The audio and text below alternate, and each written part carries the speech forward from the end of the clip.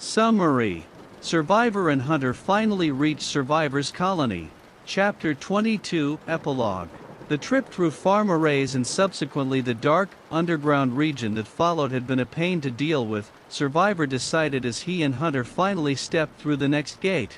In farm arrays, the problem lay with the annoying worms sticking out of the ground.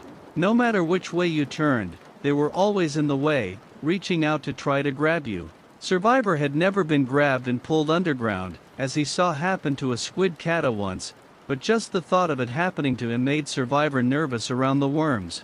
Hunter ended up showing him how to get past the giant patches of worms by grabbing a spore puff, as he called it, and feeding it to giant creatures with thin, spindly legs that he called reindeer. Survivor was really scared of the beasts at first, but quickly found out they were gentle giants, not interested in causing the slugcats any harm at all.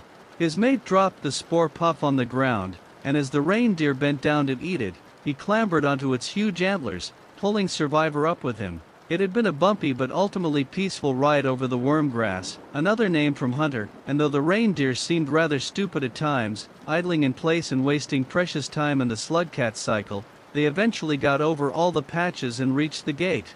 The next region was underground, as Five Pebbles had said, though the slugcats didn't travel down, instead, they traveled forward to the west. It had been a struggle, untrusting scavengers, long centipedes, and even those scary birds with the scissor beaks made an appearance.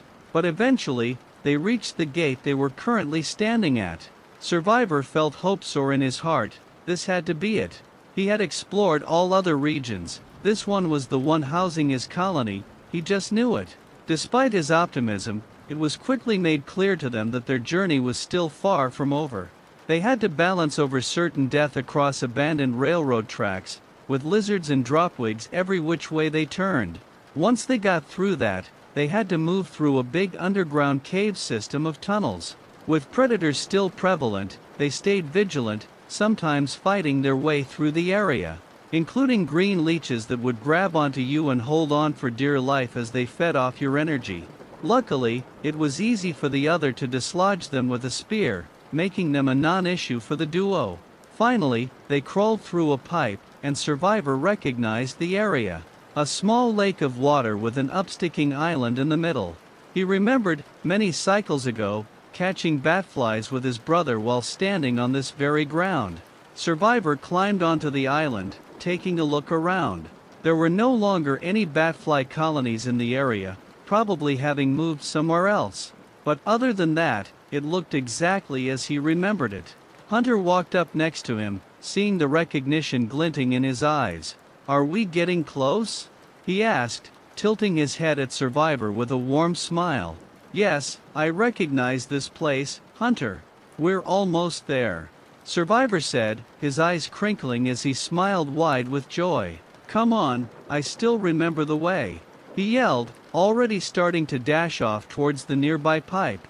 "Hey, wait up," Hunter yelled back between chuckles, moving to catch up to his mate. Survivor ran faster than he'd ever run before, fueled by his excitement. He would finally get to reunite with his old colony again, with his parents. He hadn't seen them since the incident, at which point he was all but a small slug pup. Survivor laughed as he thought of how shocked his parents must be to finally see their child all grown up.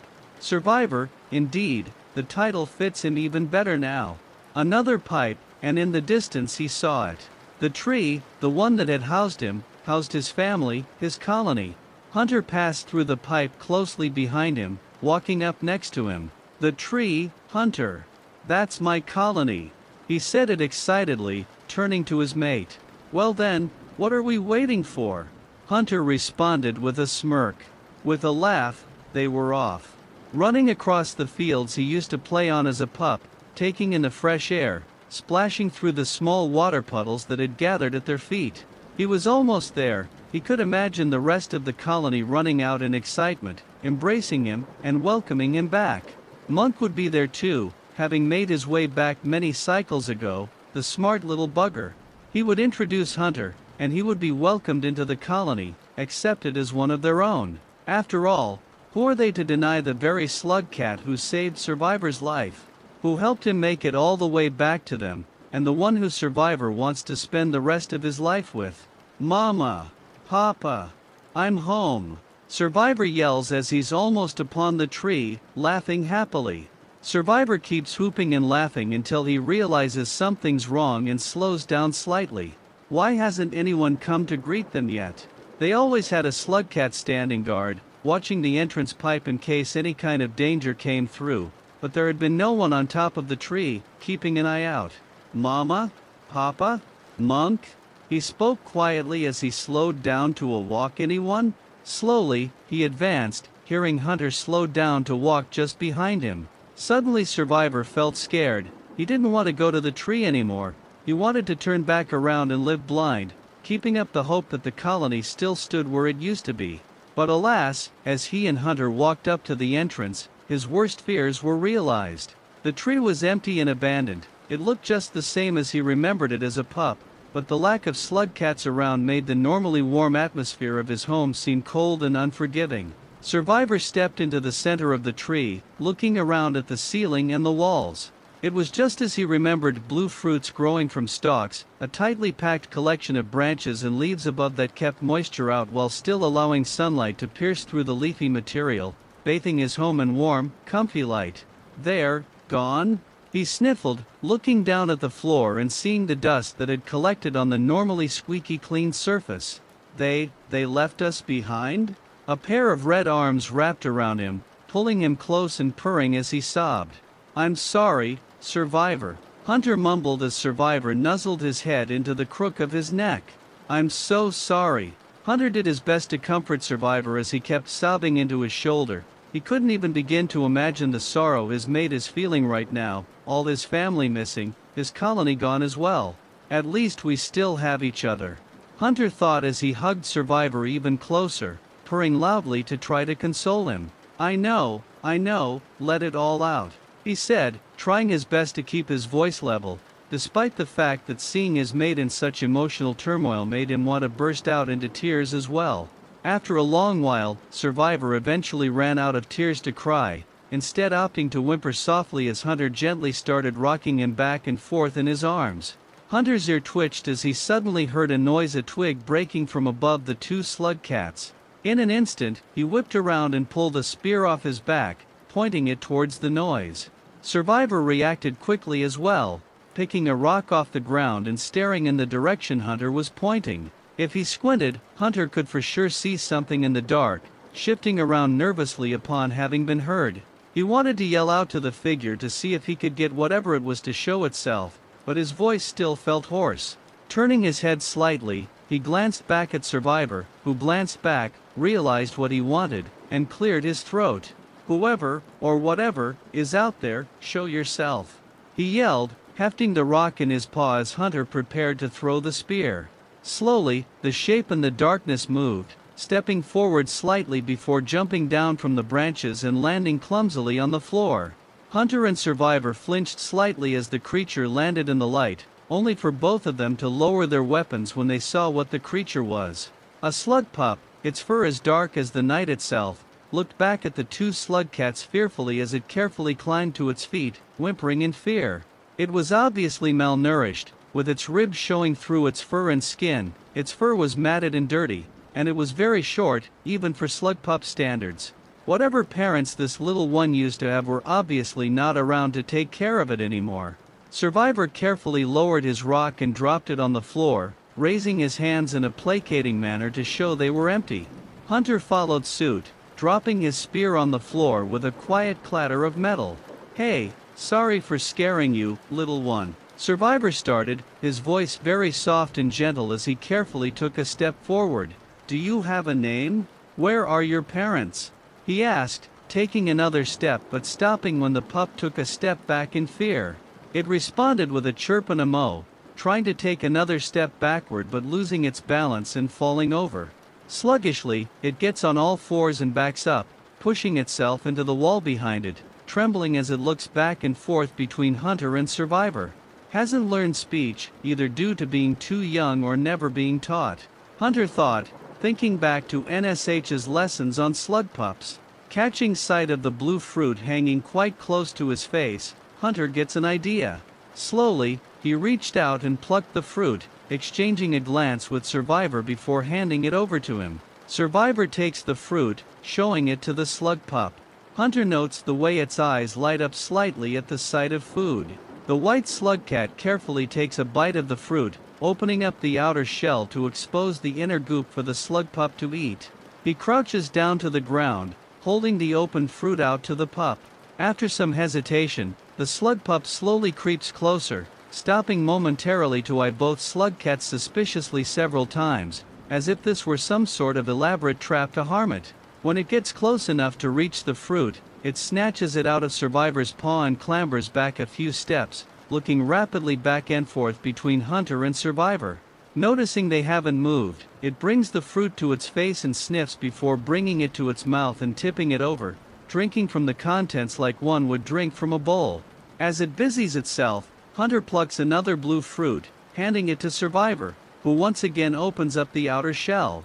Hunter smiles as the pup finishes its first meal, its eyes widening and its body vibrating slightly with happiness, the sticky goop of the blue fruit staining parts of its muzzle blue. Survivor once again offers it another fruit, and it approaches a bit more quickly this time, snatching it from Survivor like last time but not retreating backwards before eating. When another blue fruit is offered, the pup chirps happily, this time taking it from Survivor's paw carefully instead of snatching it out of fear the food would go away.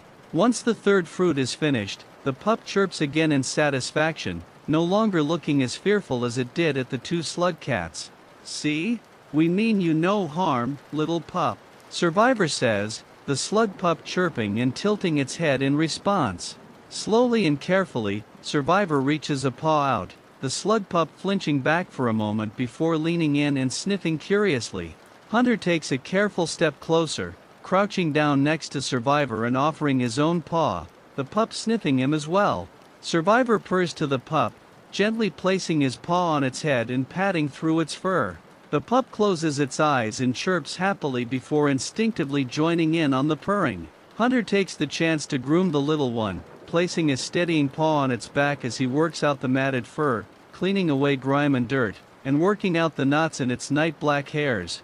When Hunter moves onto its face to get rid of the blue goop on its muzzle, the little one mews in protest, trying to lean back to get away from Hunter's rough tongue. Survivor giggles behind him as he gently holds the pup's face in place for the cleaning. Once satisfied, he picks the pup up, takes a seat next to Survivor, and cradles it in his paws. The little one chirps as it playfully attempts to bat at his face. Hunter laughs as its short arms do the best they can to reach his muzzle, coming just short, if only because he's leaning in slightly. Survivor purrs as he cuddles into Hunter's side, licking his cheek as he runs a paw through the pup's dark fur again. Hunter gives his mate a lick on his muzzle and purrs as the slug pup yawns, closing its eyes. Within moments, it had fallen asleep, softly snoring in Hunter's arms. Carefully, he places the sleeping pup on the floor before he and Survivor cuddle up against both its sides, forming a protective circle around the little one as it sleeps soundly. The warm light in the tree fades as the sun goes down over the horizon, casting its final orange glow over the terrain before dipping under, shading the world in darkness.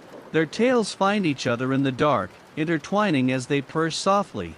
Hunter looks back at his long journey and how he used to believe he was just a tool, created to accomplish a mission, and then crawl off somewhere to die of his terrible disease, achieving nothing else. Cracking one of his eyes open, he catches a glimpse of Survivor's peaceful resting expression, a small smile present on his face despite the news of his colony. He looks downward to look at the pup, cuddled comfortably into the ground, still malnourished but looking happy and slightly healthier than when it first fell from the branches. Now, Hunter had a reason to keep going.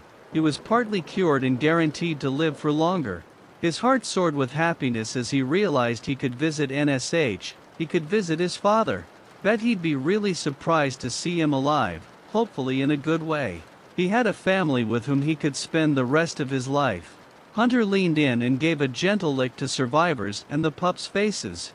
Wonder what they would name the little one. Perhaps it has something to do with the color of its fur. With a sigh, he settled down and closed his eyes. All of that could come tomorrow. Right now, he had to hibernate. Finally, he had a reason to look forward to his future. He scoffed as he thought back to his old mindset before he met Survivor, how he didn't think anything in life really mattered, how he thought death would be a release. He's learned a lot since then. I guess I finally learned how to live, Hunter thought with a smile as he finally let himself fall asleep. Notes. Thanks for reading to the end. 3. Feel free to leave a comment with thoughts and / or criticism. The next fic based around Artificer and Monk will be written in a more long one-shot style, instead of chapter-based like this one. Thus, it will be shorter, since that whole story occurs in one region, but I will try my best to make it worth a read. It will be released in a few days, as I will now take a bit of a break to play Downpour.